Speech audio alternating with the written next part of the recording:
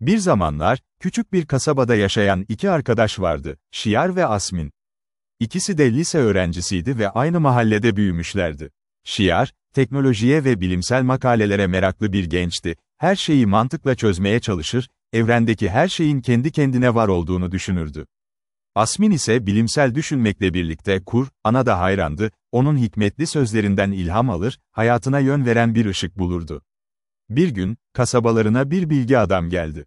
Bu bilge, gençlere evrenin sırlarını anlatmak için bir yarışma düzenledi, kainatı en iyi kim anlatabilir? Şiar, hemen bilgisayarını açtı, bilimsel verilerle dolu bir sunum hazırladı.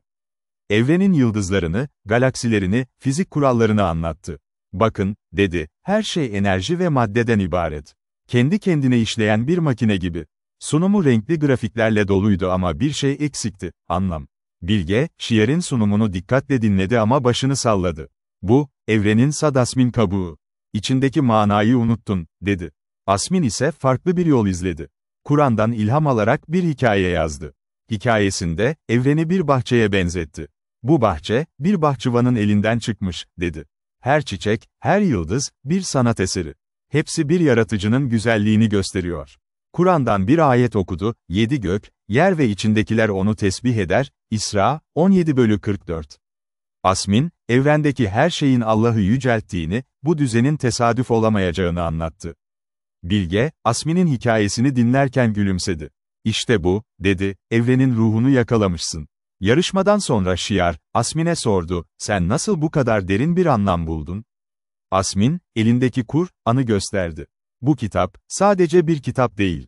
Kainatın anlamını açıklayan bir rehber. Her ayeti, evrendeki bir sırrı açıyor. Şiar, merakla Kur'an'ı aldı ve okumaya başladı. Bir ayet dikkatini çekti. Eğer yerdeki ağaçlar kalem, denizler mürekkep olsa, Allah'ın kelamını yazmakla bitiremezler. Lokman, 31/27. O an, evrenin sadece maddeden ibaret olmadığını, her şeyin bir yaratıcıya işaret ettiğini hissetti. Şiar ve Asmin, o günden sonra birlikte Kur'an'ı incelemeye başladılar. Şiar, bilimle Kur'an'ın nasıl bir uyum içinde olduğunu gördü. Asmin ise arkadaşına sabır ve sevgiyle rehberlik etti. İkisi, kasabalarındaki diğer gençlere de bu ışığı taşıdı. Bilge, kasabadan ayrılırken onlara şöyle dedi, Kur'an, kalbinize bir lamba, aklınıza bir rehber olsun. Onunla bakarsanız, kainatın güzelliğini de, kendi yolunuzu da bulursunuz. Şiar ve Asmin, Kur'an'ın hikmetiyle hem kendi hayatlarını hem de çevrelerindeki gençleri dönüştürdü. Kainatın sırlarını çözmenin, sadece görmek değil, anlamak olduğunu öğrendiler. Ve her gece, yıldızlara bakarken şunu söylediler, hamd, gökleri ve yeri yaratan Allah'a mahsustur.